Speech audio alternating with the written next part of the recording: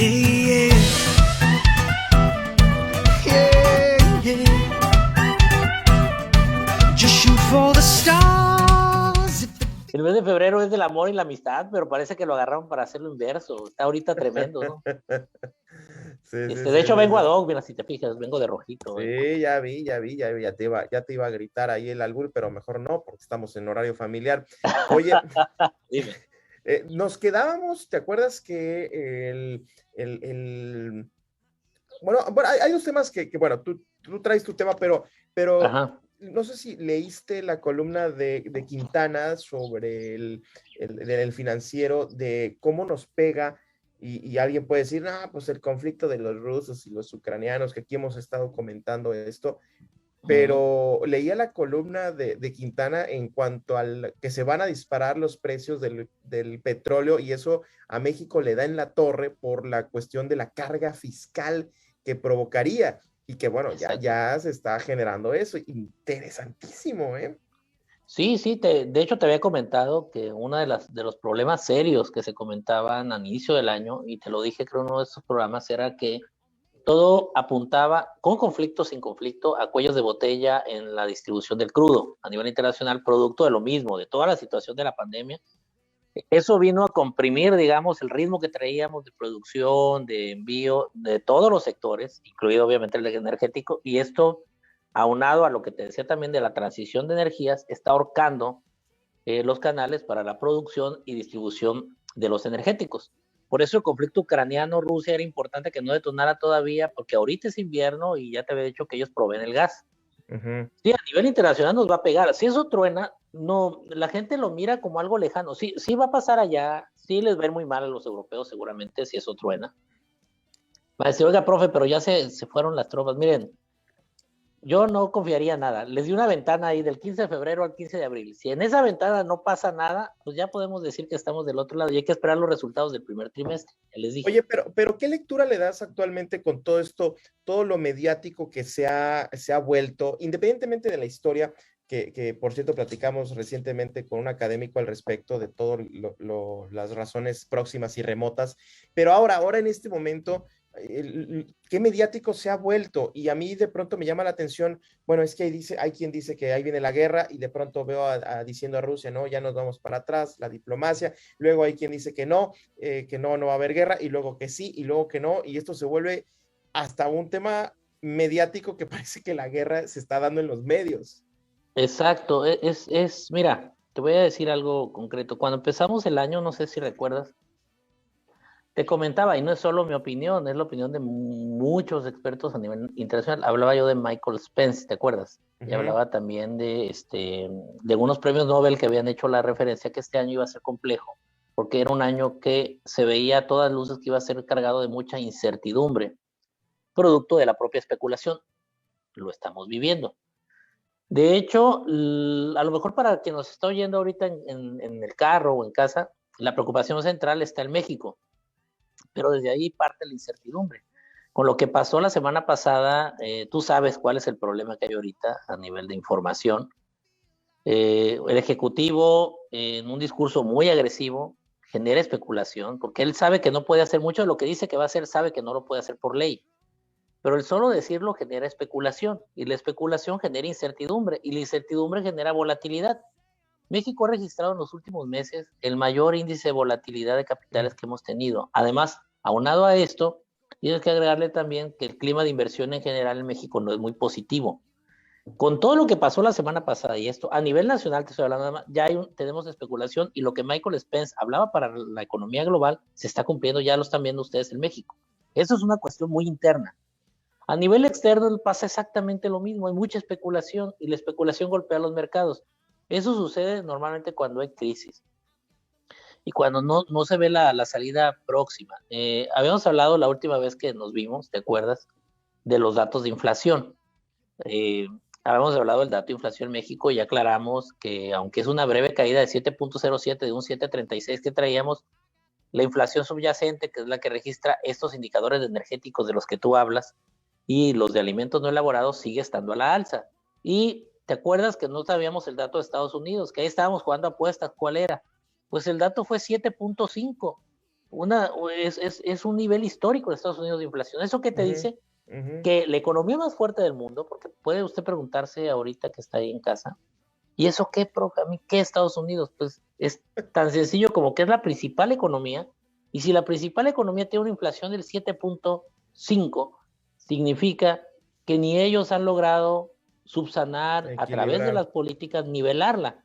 Ya les di yo la receta, ¿se acuerdan? El gasto público, tasa de interés, y los impuestos. Pero esa receta funciona para la inflación en condiciones, digamos, normales de una economía normal. Esta economía a nivel global está contraída por la pandemia. Sí, Hay sí, un sí, sí. exceso de liquidez que apunta a un fantasma del que hemos estado hablando mucho aquí, que se llama estanflación.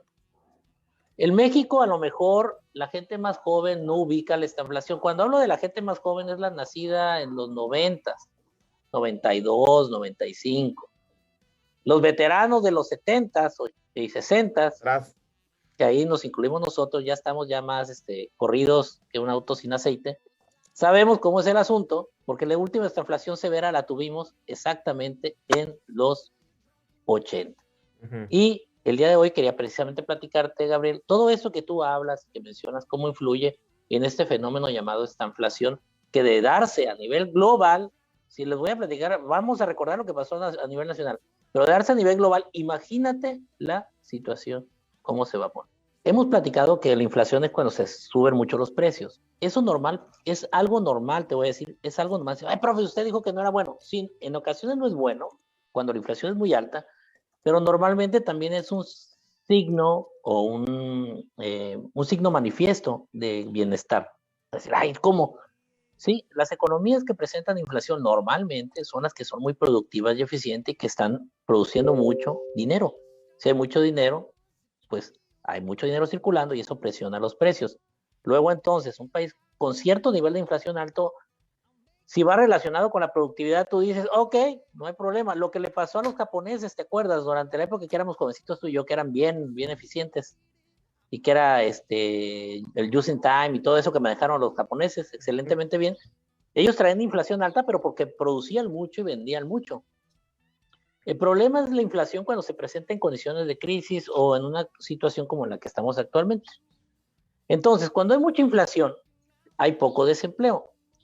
¿Por qué? Porque la gente tiene dinero, la economía tiene dinero y la mayoría de la gente está empleada. Pero cuando hay mucho desempleo, lo que sucede es lo contrario, no hay mucho dinero en la economía y entonces la gente pues no tiene dinero. Entonces, si hay mucho desempleo, luego entonces usted tiene que pensar, si hay mucho desempleo, no debería haber mucha inflación, lo cual en una situación normal es así. Bueno, ahí No le tenemos va. pandemia, claro, por supuesto, es Pero, normal la situación. exacto, la cosa cambia. La estanflación es cuando suceden las dos cosas malas al mismo tiempo. Va a decir, profe, ¿por qué no son las dos cosas buenas? Pues yo no sé, yo no diseño la economía. Son las dos cosas malas al mismo tiempo. Tenemos una inflación muy alta, pero también tenemos un estancamiento económico, o sea, tenemos desempleo, tenemos parado todo, pero los precios siguen subiendo. Y eso, ahí lo difícil es, Gabriel, que aunque yo meta la receta para controlar la inflación, no voy a poder porque tengo a la gente también que tenerla empleada porque estamos en periodo de crisis. Entonces la cosa se complica a nivel internacional. No estamos todavía en una estanflación totalmente en México. Se llama que estamos en una recesión técnica. Ese es un vocablo para decir que no hemos crecido en los últimos meses. Pues así. Fíjate, Estamos. ahorita mencionabas y ahí va el testimonio de la semana siguiente sobre el incremento de precios. El domingo que fui a Ajá. hacer mi salida social al súper, porque pues ya ves que eso es ahí donde en el pasillo de cremas, ahí es donde, donde se reúnen los hombres. No, el limón, el precio del kilo en 109 pesos.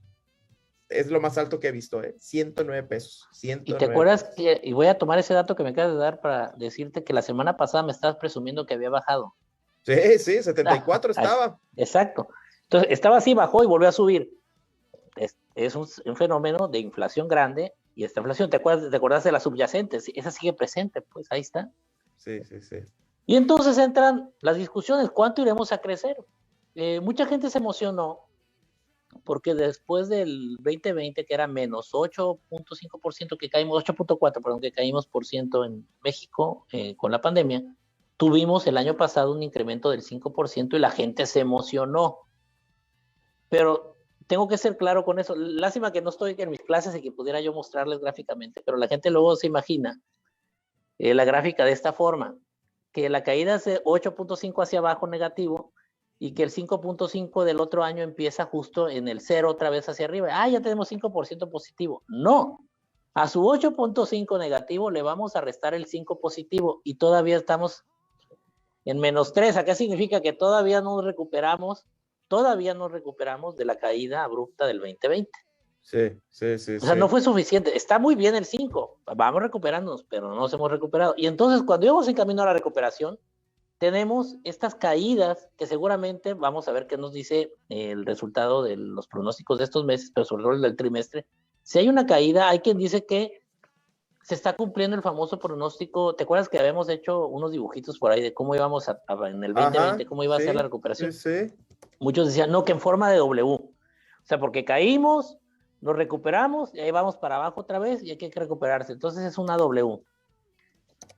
Y yo no estoy tan seguro de la W todavía. Yo sigo pensando que estamos como en una L acostadita.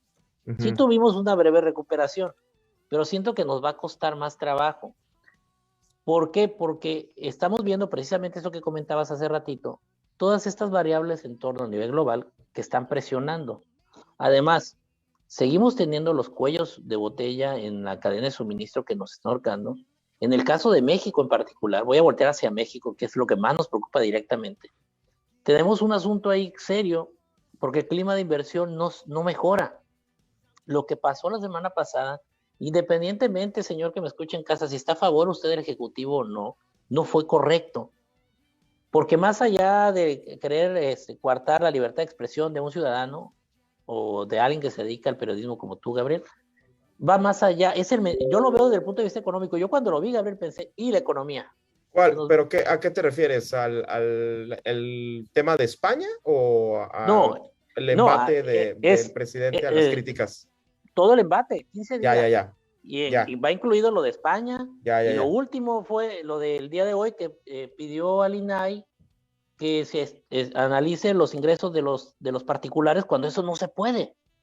Eso va a decir, profe, ¿y eso qué tiene que ver con economía? Muchísimo. ¿Qué tiene que ver? El clima de inversión. ¿Qué inversionista va a querer meter su dinero en un país donde no se ve claro cuáles son las políticas que sigue el gobierno? O sea, tenemos que tener mucho cuidado con lo que decimos. A veces nomás lo decimos por decir, pues porque es demagogia. Pero cuidado con lo que se dice porque tiene un impacto económico.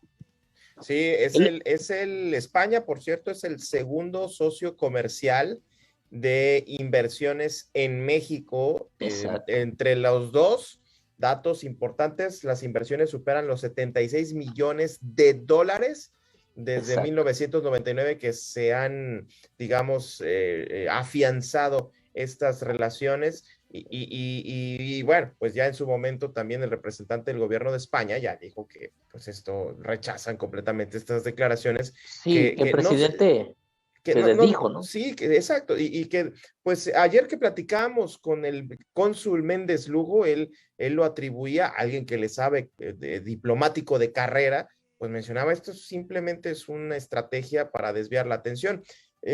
Pues nos quedan 2 minutos, Isaías. Bien, pues, ¿qué conclusiones sacamos?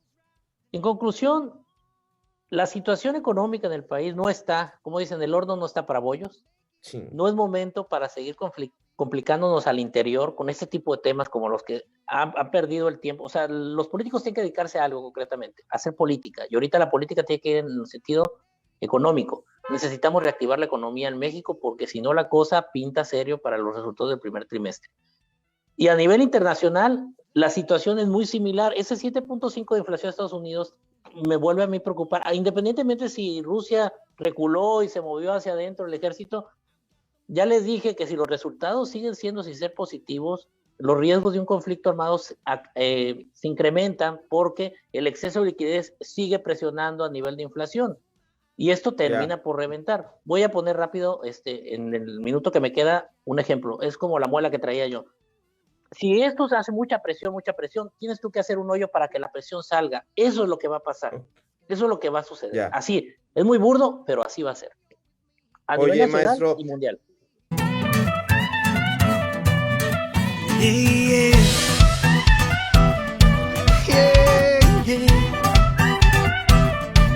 Just shoot for the stars.